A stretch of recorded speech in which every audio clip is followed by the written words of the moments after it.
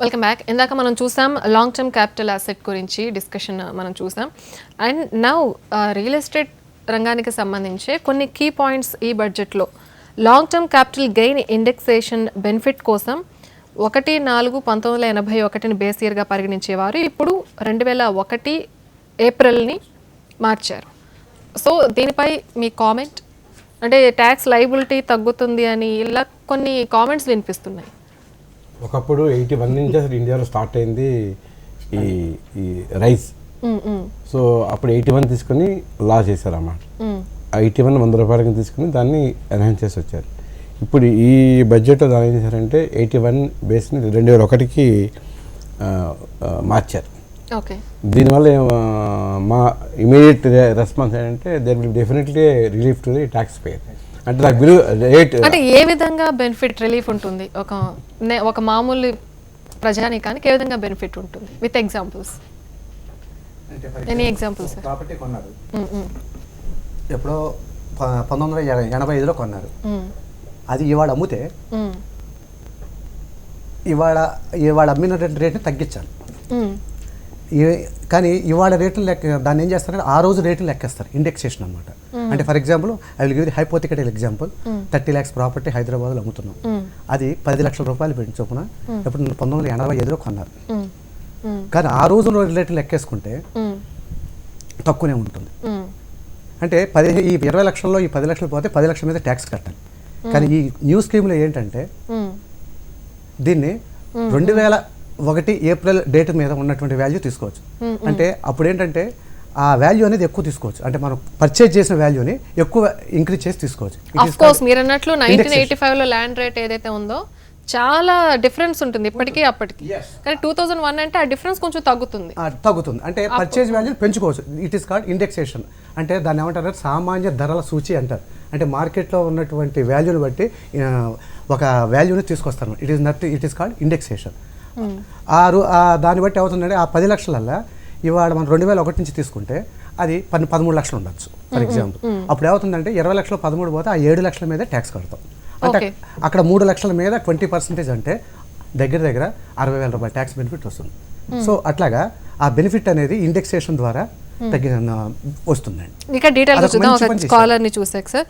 Hello hello, నమస్తే అండి, చెప్పండి. నమస్తే మేడం, నా పేరు శివ అండి. శివ గారు చెప్పండి. మేడం మేము గోల్డ్ బిజినెస్ చేస్తాం. ఓకే, మేము ఏం చేస్తున్నామంటే కమర్షియల్ వాళ్ళ దగ్గర మెటీరియల్ చేయించి ఆ ఐటమ్స్ తీసుకెళ్లి షాపులకు హోల్సేల్ గా ఇస్తామండి. ఓకే, అలా ఇస్తున్నప్పుడు మాకు అందులోంచి ఒక 3 నుంచి 4% వరకు బెనిఫిట్ ఉంటుందండి. ఓకే, మా మంత్లీ టర్న్ ఓవర్ వచ్చేసి 5 to 6 lakhs వరకు ఉంటుంది. ఓకే, దీనికి మేము ఏ విధంగా ట్యాక్స్ పేయాల్సి ఉంటుంది? మనం వచ్చేసి ట్రావెల్ చేయాలి మేడం షాపుల కోసం అనేది. ఈ ప్రాసెస్ లో మేము లాడ్జ్లలో స్టే చేయాల్సి ఉంటుంది, డైలీ ఖర్చులు ఉంటాయి. ఫైనల్ గా మేము ఈ ఖర్చులన్నీ మాకు ఎక్స్టెన్షన్ అవుతాయా? మేము ఎలా చూపించుకోవాలి మేడం ఈ ట్యాక్స్ లో అనేది నా డౌట్. మొత్తం మీకు వచ్చిన కమిషన్ నెలకి 6 lakhs కదండి? నెలకి 6 lakhs వరకు మా టర్న్ ఓవర్ సార్. అది కాస్ట్ ఆఫ్ కమర్షియల్ నెలకు టర్న్ ఓవర్ 6 చెప్తున్నారు. and the commission is 4%, I think. Which is conversion charge. 4%. How much is the commission charge? 4% నుంచి 5% వరకు ఉంటుంది సార్ అది. Okay, If you go for presumptive, it is no benefit. No benefit. ఇంతవరకు మేము ఎప్పుడు tax We can go into that. మీరంటే మీరు ఎవరు ఒకరా ఇద్దరా అండి? ఇద్దరు ఉన్నామండి, నేను మా నాన్నగారు ఇద్దరం చేస్తాం. అంటే దానికి పార్ట్నర్షిప్ ఫర్మ్ మీద అనుకోవాలి. దాని మీద ఫర్మ్ రిజిస్టర్ చేసుకోవాలి సార్. అది ఫర్మ్ అక్కర్లేదు, మీ ఇద్దరు కలిసి వ్యాపారం చేస్తే దాన్ని ఒకటి రిజిస్ట్రేషన్ చేయించడం భాగస్వామ్య సంస్థ కింద. అవును సార్. లేదా మీ ఇద్దరు కలిసి వ్యాపారం చేసి దాని అసోసియేట్ పర్సన్ అంటారు దాన్ని. అవును సార్. ఇద్దరు. రెండో క్వశ్చన్ ఏంటంటే ఈ 6 లక్షల రూపాయలని 4% మీకు కమిషన్, అంతే కదండి శివ గారు? అవును సార్, 4% కమిషన్ వస్తుంది మేడం మాకి. అంటే 24,000 మిగులుతుంది మీకు? అవును సార్, ఇంచుమించి 24,000 మిగులుతారు సార్. 20 మిగతా అంతా ఖర్చు కింద పోతుంది. అంటే ఈ 24,000లో కూడా మీకు ఖర్చు తీసేయాల్సి ఉంటుంది సార్ యావరేజ్ గా. ఓకే, అయితే 20 మీరు చెప్పిందే అన్ని రకాలుగా నిజమైతే 24,000 × 12 ఎంత మాస్టారు? దాదాపు అందులో మూడు- 2.5 లక్షలు 2.5 లక్షల నుంచి 3 లక్షలు 3 దాకా లక్షలు వస్తుంది సార్. అనుకోండి, అవును మీకు ఇంక ట్యాక్స్ పడదు. Okay sir. అంటే కానీ మేము ఇది ట్యాక్స్ డిపార్ట్మెంట్ కి మేము చూపించాలి మా ఆదాయాలు. అప్పుడు ట్యాక్స్ చూపెట్టి కానీ అప్పుడు మీరు ఏం చేయాలంటే నా సలహా ఓ 10-15 వేల ఇన్కమ్ చూపెట్టి ట్యాక్స్ కడితే మీకు ఉత్తరోత్తర అన్ని రకాలుగా మంచిదండి అది. సార్ మేము ఈ మెటీరియల్ తీసుకొని ఊర్లో తిరుగుతూ ఉంటాం సార్. అవును మా దగ్గర ఉన్న మెటీరియల్ కి మాకు కొంచెం ఇన్సూరెన్స్ భద్రత కూడా కావాలని నా అభిప్రాయం సార్. అవును కరెక్టేనండి. ఇన్సూరెన్స్ ఫిజికల్ ఫిడలిటీవా ఏముంటుంది ఇన్సూరెన్స్ పేరు? ఫిడలిటీ ఇన్సూరెన్స్ కదా. ఫిడలిటీ ఇన్సూరెన్స్ తీసుకోండి. తీసుకొని మీరు మామూలుగా ఇప్పుడు మీరు చెప్పిన ఫిగర్స్ నిజమైతే మీరు ట్యాక్స్ కట్టక్కర్లేదండి. కానీ మీరు ఒక 1000-2000 ట్యాక్స్ కట్టి దాన్ని రెగ్యులైజ్ చేసుకోవడం మీకు ఉత్తరోత్తర మంచిది. ఓకే అండి, నెక్స్ట్ కాలర్ చూద్దాం. సురేష్ గారు లైన్లో ఉన్నారు. హలో, నమస్కారం అండి. నమస్తే అండి సురేష్ గారు, చెప్పండి. ఇప్పుడు మాది మాదాపూర్ అండి. మాదాపూర్ లో సైట్ తీసుకున్నాం 2000 సైట్ తీసుకున్నారు. 2000 అండి. క్రెడిట్ 5,000 కొన్నామండి అప్పుడు.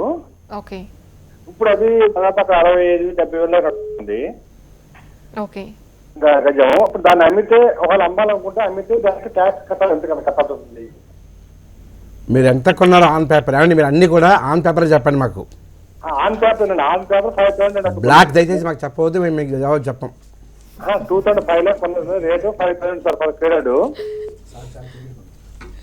ఓకే ఆన్ పేపర్ మీరు ఎంతకైతే కొన్నారో అది ఎప్పుడు కొన్నారండి? ఆన్ పేపర్ 5,000 ఫర్ క్రెడిట్ 2005 2005లో కొన్నారండి. 2005లో. ఎప్పుడు అమ్ముతారండి? ఈ ఏడాది అమ్ముతారా? ఇప్పుడు వాళ్ళు అమ్మాలంటే అక్కడ మార్కెట్ వాల్యూ అయితేనా 30,000 ఉందండి కార్డు వాల్యూ. ఇప్పుడు బయట మార్కెట్ అయితే 65 నుంచి 70 వేలు నడుస్తుంది.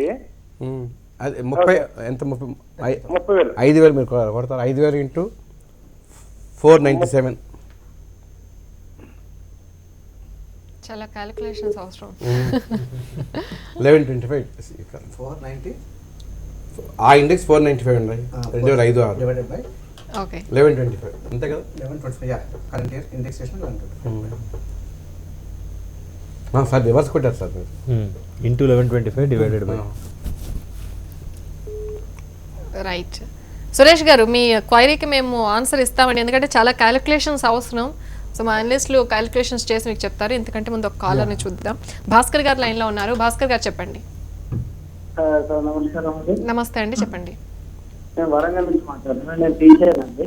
ఓకే నాది శాలరీ వచ్చేసి సుమారు 4,90,000 రూపాయలు అట్లా వస్తుందండి. 4,90,000 రూపాయలు వస్తుంది దాదాపు. 5 lakhs లోపు. ఓకే అండి. అయితే లాస్ట్ సెప్టెంబర్ లో 4 lakhs లోన్ ఇస్తున్నాను, పర్సనల్ లోను. ఓకే అండి. అది ఇప్పుడు ఇన్కమ్ కిందకి వస్తుందా, నేను ఏమైనా ట్యాక్స్ పే చేయాలా ఎట్లా అని? పర్సనల్ లోన్ దేనికి తీసుకున్నారండి? Any reason? Any reason vehicle తీసుకున్నా, దాంట్లోకి వెళ్ళి కొన్ని హ్యాండ్ లోన్స్ ఉండే, ఆ చేతి ఖర్చులు ఉండే, ఓకే, నార్మల్ డైలీ ఎక్స్పెన్సెస్ కి అంతేనా? మీకు వచ్చిన లోన్ మీద అది ఆదాయంగా పరిగణించారండి, అంతే కదా. మీకు లోన్ మీరు తీసుకుంటే పర్సనల్ లోన్ తీసుకున్నారు, ఆ లోన్ని me it is not your income, me income కింద దాన్ని భావించరు. తర్వాత వడ్డీ కూడా ఇవ్వరు, వడ్డీ మాఫీ కూడా మీకు ఇవ్వరండి. ఓకే రైట్, ఒక క్లారిటీ వచ్చినట్లుంది భాస్కర్ గారికి. సో ఇందాక క్యాలిక్యులేషన్స్ అయిపోయాయి sir. Any suggestion on this? మీరు 5,000 into 1925. రైట్, ఒక బ్రేక్ తర్వాత ఆ కాలర్ కి సమాధానం చెప్దాం. ఈలోపు క్యాలిక్యులేషన్స్ కూడా ఫినిష్ అవుతాయి. అండ్ అయితే జిఎస్టీ మీద కొన్ని డౌట్స్ ఉన్నాయి, అలాగే పన్ను లేట్గా ఫైల్ చేస్తున్న వారికి కూడా ఏదో కొత్తగా బడ్జెట్లో ప్రవేశపెట్టారు. అవేంటో కూడా క్లియర్గా చూద్దాం ఒక షార్ట్ బ్రేక్ తర్వాత. Stay tuned.